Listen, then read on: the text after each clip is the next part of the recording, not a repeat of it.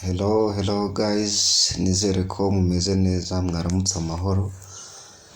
Ibintu byose biri kugenda neza n'uwo byaba bitameze neza. Tumwifurize kwihangana mu buzima, ni ups and down, ariko nibyo bituma ubuzima buryoha. Ups and down, uyu munsi byanze ejo byakunze, you celebrate. Tubashimiye cyane ko mukomeza gutega amatwi no gukurikirana iyi channel yacu.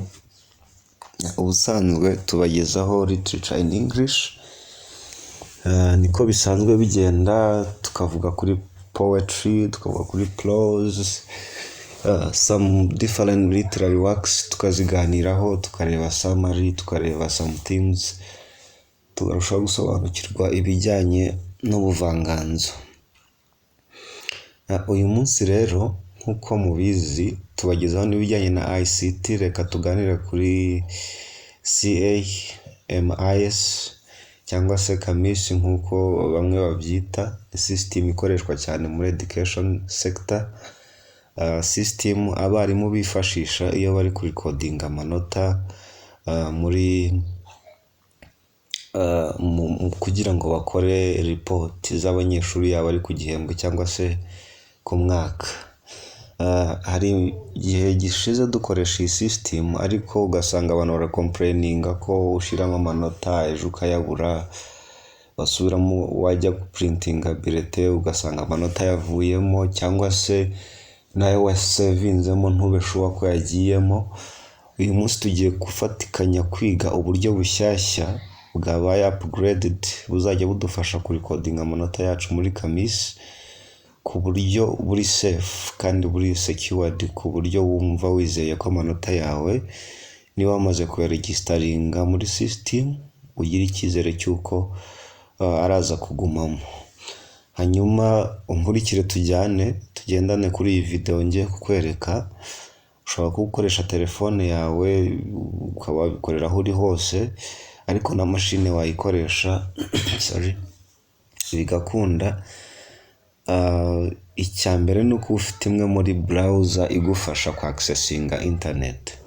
So urugero, reka dukoresha iyi Chrome, ushobora no gukoresha Mozilla cyangwa se Firefox n'ibindi.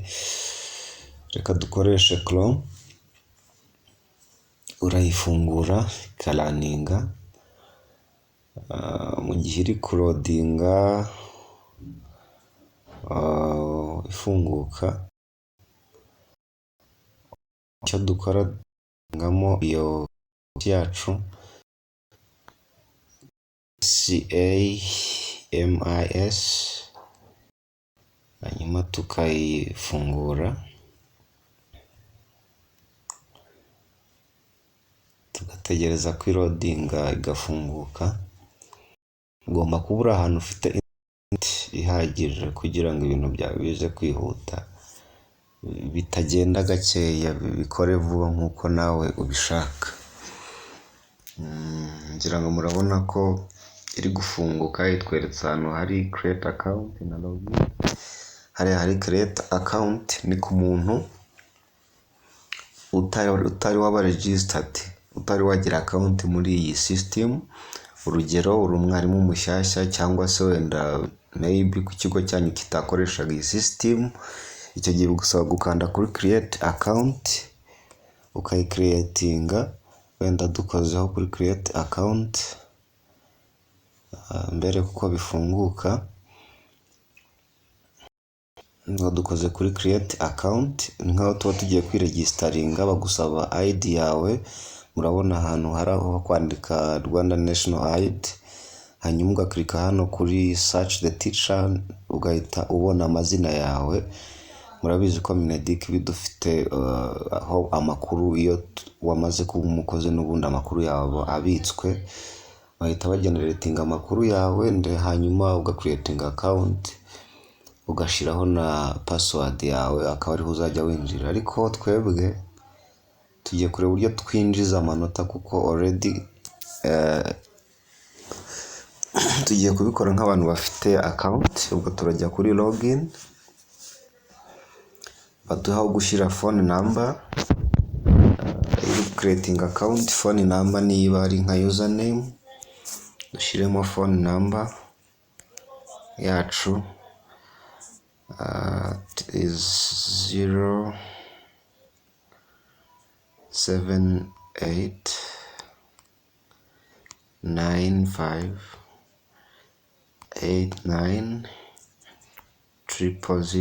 078958933, and then tujye kuri password. Iyo ushaka password yawe uyityping igaragara, ukanda kuri aka kajisho kagafunguka kuriya, murabona ugize gutya.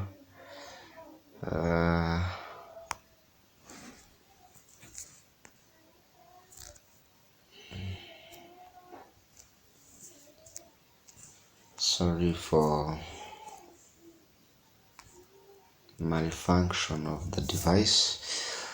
Urabona ugize gutya, ibyo uri gutypingamo biba bigaragara, ariko mu buryo bwo kurinda password yawe, kubera ko igomba kuba iri secret, ari iyawe nta wundi uyimenya, ufunga kano kajisho hanyuma ugatypingamo password yawe.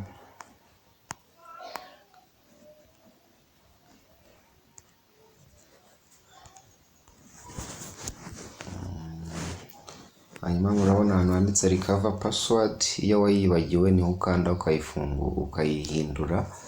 Ikindi, password igomba kuba iri strong, irimo capital letters, irimo small letters, irimo numbers, irimo na symbols, irimo n'ibimenyetso. Ikaba ari password iri strong, kandi nibura igomba kuba ifite characters zitari munsi ya 6.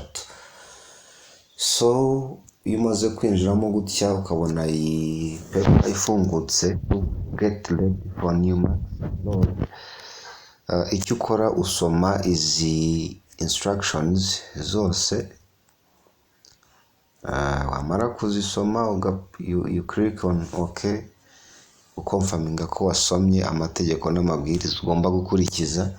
Hanyuma dashboard yacu ifunguka gutya, kugaragariza amazina yawe yombi ndetse na nimero de telefone yawe n'amasomo wigisha. Ngira ngo muri kubibona uyu mwarimu n'aya masomo yigisha, ndetse muri aya ma classes muri kubona hasi, ngira ngo muri kubibona. Bakakwereka academic year, ndetse bakaguha amakuru yose. Ni gutya ifunguka.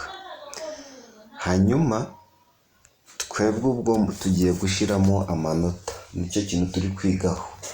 Uza hano muri right corner, muri turongo dutatu ugakoraho, hanyuma ukabona handitse dashboard, data validation, upload marks, create questions, question banks, report, account setting, ukabona izo details zose. Hanyuma data validation, in case ushobora kwinjira muri system yawe ugasanga muri account yawe ugasanga amasomo ntayarimo, wegera umuyobozi w'ikigo akagufasha gushyiramo ayo manota nawe anyuze ahanditse data validation. Hanyuma yamara kuyashyiramo nawe ukajya kuri data validation, and then you verify ko abanyeshuri barimo n'amasomo arimo ari ibyawe, hanyuma ugakonfaminga unyuze muri data validation. Hanyuma twe tugiye kwiga kuri upload marks, ni gute twa uploading amanota yacu. Turakandaho kuri upload marks, tubireke birodinge. Tumara gukanda kuri upload marks, amazina yawe araza, yewe n'ikigo ukoraho kikafunguka ukakibona. Hanyuma hano hari video, uri kubona akantu kameze nka video hano kavuga ngo how to use marks form. Ndaza kuyiba playingira nyuma kugira ngo ibahe deep explanations, ariko aho tugereye ahangaha murabona ngo iyi kitonderwa kivuga ngo missing a course you teach. Igihe uri kubura amanota amasomo usanzwe wigisha sorry. So if you don't see your assigned courses listed, please contact the head teacher. They can assign any missing courses to you through data validation process. Kuko nabibabwiye nkitangira, iyo ukinjiramo ukabona hari amasomo utari kubona, kandi uyigisha umenyesha umuyobozi wawe w'ikigo akaguha ayo masomo anyuze ahandi muri iyi option ya data validation, hanyuma nawe ukavalidatinga then amasomo yawe akakujyaho. So aka kantu ni ingenzi, ugifungura ujye ubanza urebe ko amasomo yawe yose akwanditseho. Urabona nk'uyu mwarimu afite icyongereza, afite entrepreneurship, afite literature and English, afite general studies and communication skills. Ubwo habaye hari irindi somo abura, ngira ngo murabona ko n'imyaka irimo ayigishamo ayo masomo muri advanced level na O level. So murabona rero munsi ya buri somo nkuko muri kubireba bakwereka icyiciro uryigishamo, umwaka, combination n'igihembwe, hanyuma bakaguha ahantu handitse ngo add marks. Impamvu bashizeho ngo add or edit marks nuko hari igihe ushobora kuba ayo masomo, iryo somo wari warashizemo amanota ariko ukibeshya ukaba ushaka kuyahindura, niyo mpamvu bashyize izi option uko ari ebyiri. Hanyuma murabona handitse ko ari end unit assessment, ubwo niyo tugiye gushyiramo kuko examen zitarakorwa. Then ubwo tuwenda tuvuye ku cyongereza, we click on add marks. Hanyuma amara gukora kuri add marks,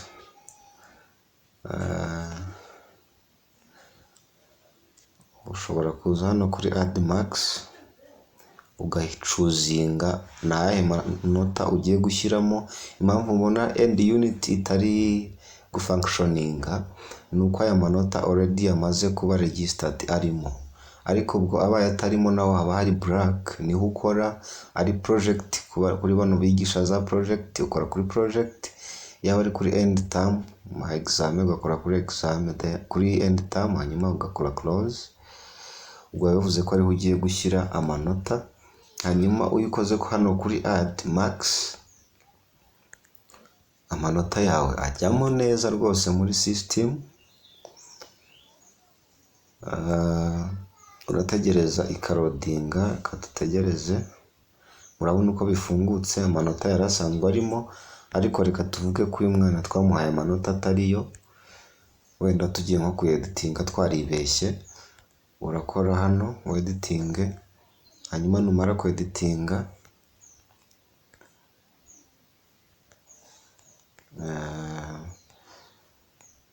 ukore kuri save changes. Kuri save changes murabona hano handitse ngo save change. Impamvu handitse save one change nuko duhinduriye umunyeshuri umwe gusa. Hanyuma ubwo ubundi uri kuri coding amanota bushyashya nta manota namwe wari washyiramo. Izi option ya change na submit ntabwo ziba ziri gukora. Bisaba ko ayo manota y'abanyeshuri bose uyandikamo kugira ngo ubone uburyo uza gusavinga change, hanyuma ukore submit bakwemerera gukora approve y'amanota washyizemo. Igihe hari umwana n'umwe uri kuburamo ayo manota ntabwo akunda kuba saved. Kugira ngo akunde nuko wa mwana uri kuburamo ushyiramo impamvu adafite ayo manota. Hari aho batwereka dushyiramo impamvu uwo mwana adafite amanota. Hanyuma ibyo birangiye ukora kuri save change ukajya kuri submit, hanyuma hasi bakaguha ko approvinga. Ariko twebwe ko aya manota yarasanzwe arimo, let us close to the saving the change, hanyuma to deleting your draft. Ariko iyo ushaka kuyasavinga none ukora hano kuri save change. Twebwe rero ntabwo dushaka kuyasavinga ko yarasanzwe arimo, twaba duhinduye amanota y'uwo mwana. Hanyuma ubwo iyo iryo somo rirangiye uramanuka hasi ukabona irikurikiyeho, nk'uyu wakurikiye entrepreneurship senior 5, naho uraza hano kuri add marks cyangwa se edit marks. Hanyuma ugashyiramo amanota nk'uko tuyashyizemo kuri buri mwana utarakoze, ugashyira impamvu atakoze, hanyuma ugakora kuri save change ugakora submit, hanyuma ukaapprovinga bakaguha message ivuga ko you have successfully approved the marks of your class. So niba wakurikiranye neza rero ni uburyo dusevinga amanota muri Kamis, uburyo bushyashya bwaje budufasha kuba amanota yacu tutayamisinga igihe twayashyize muri system yacu. So niba rero warangaye cyangwa nabikoze nihuta, let me play this video for you kugira ngo wongere ubikurikirane neza. Make sure ko iyi video uyumva ikagusobanurira byimbitse uburyo uzajya urikodinga amanota yawe muri iyi Kamisi yacu, ku buryo akazi kacu kazajya kihuta cyane. So have a look.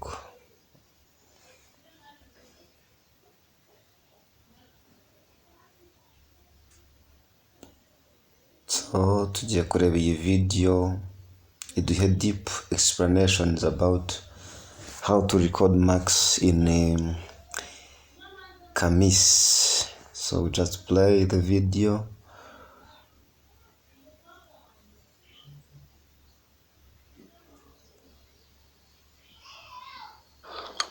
Tugiye kubara kwandika amanota muri Kamis ukoresheje form nshya. Ukimara kwinjira muri Kamis, ahantu hambere ukanda ni kuri upload marks. Iyo umaze gukanda kuri upload marks, iyi form ihita ikwereka urutonde rw'amasomo wigisha no mu mashuri wigishamo.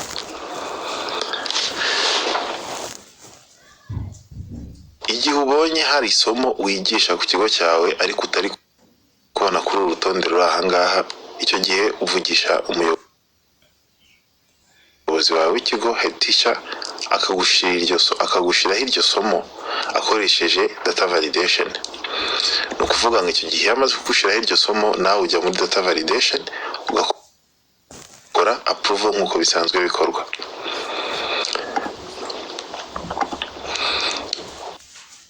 Tugiye guhera kuri iri somo ryitwa chemistry, tugerageza gushiramo amanota. Iyo ugiye gushira amanota muri iri somo, ukanda kuri add edit marks. Gusa mbere yo kuyikandaho ugomba kubanza ukagenzura niba igihembwe wahisemo ugiye gushiramo amanota gihura n'icyo wifuza kuyashiramo. Ushobora guhitamo icya mbere, icya kabiri cyangwa icya gatatu. Igihe ibi bihura, ukanda aha ngaha kuri add edit marks. Iyo umaze gukanda kuri add edit marks, uhita ubona amanota yose yashizwe muri system. Igihe nta manota urashiramo, ubona iri jambo ryanditse ngo no marks assessment type. Icyo gihe ukanda kuri add assessment, ugahitamo amanota ugiye gushiramo, yari end of unit cyangwa se niba ari end of term. Iyo ufite andi masomo ushiramo nka za project n'andi atandukanye, nayo agaragara aha ngaha bitewe n'ibyo wigisha. Tugiye guhitamo end of unit. Iyo urangije guhitamo isomo ushaka gushiriramo amanota, ukora kuri confirm marks assessment. Iyo urangije urabona ko isomo ryawe ritariza riri draft. Icyo gihe uba ubasha gukanda kuri add edit, noneho ugatangira gushiramo amanota.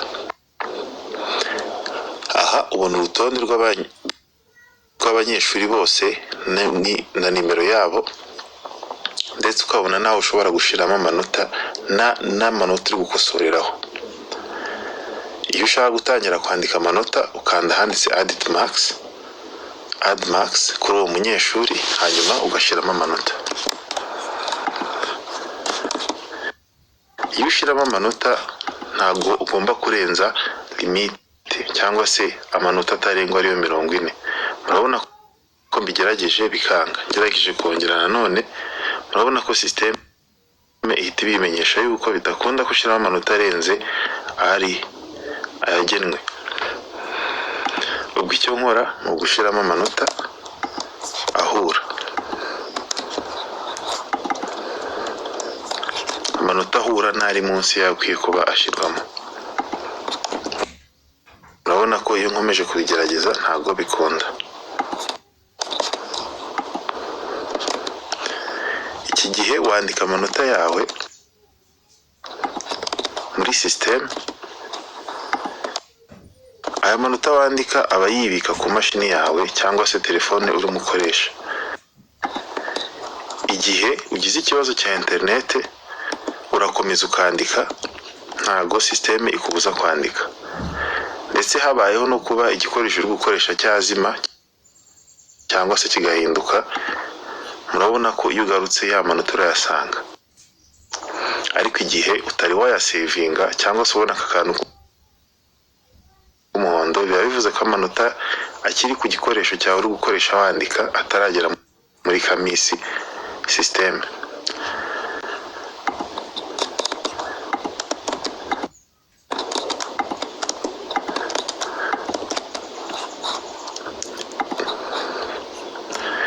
Igihe ugiye ushaka kwandika amanota y'umunyeshuri utari uhari ariko ukaba uzi neza ko atabonetse, icyo gihe ushobora gushyiraho impamvu ukanda kuri utu tudomo dutatu, warangiza ugashyiraho wenda niba yararwaye nabyo ukabimenyesha muri sisiteme. Kugira ngo amanota namaze kwandika aha muri iyi mashini agere kuri kamisi, nkora kuri save changes. Ibi ubikora umaze kwandika amanota menshi cyangwa se umaze kwandika amanota yose. Igikorwa cya nyuma ugomba gukora nyuma yo kuba urangije kwandika amanota yawe, ukora kuri submit marks.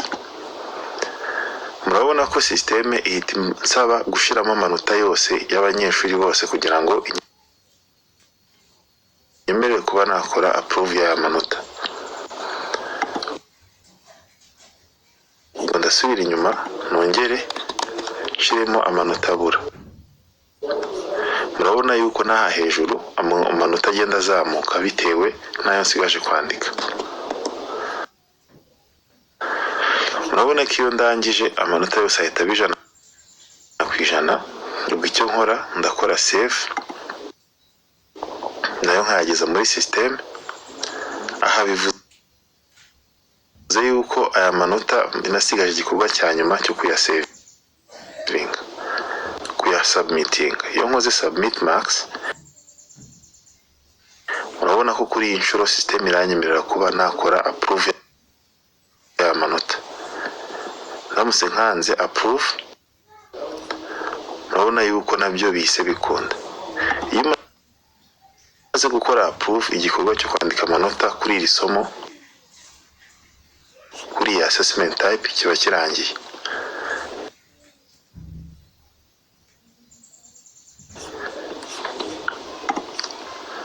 Ndamutse mfunze nkasubira ahabanza, murabona yuko aya manota yamaze kujyamo kandi yasa icyatsi. Igihe aka kantu ka end of unit cyangwa se end of term gasa icyatsi, biba bivuze ko wamaze gusubmitinga amanota. Iyo amanota utarayasubmitinga kaba gasa ubururu. Kambaho urugero, ndamutse ngarutse nkashyira andi manota, nkahitamo end of term kuko ari isigaye, nkakora confirm.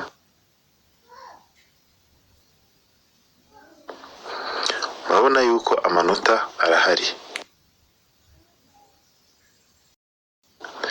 Form iraza, nkatangira kwandika amanota.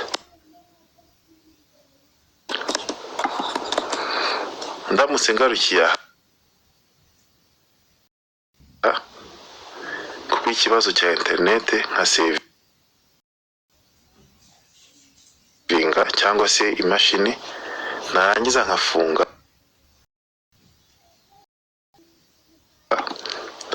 Murabona yuko ya end of term irimo ariko irasa ubururu kubera ko ntarakora submit. Mu yandi magambo, mukeneye kwandika yose kugeza igihe utu tuntu twose tuba icyatsi. Ngarutse nasubira muri ya draft kubera ko nakoze save, nkakomereza aho nari ngeze.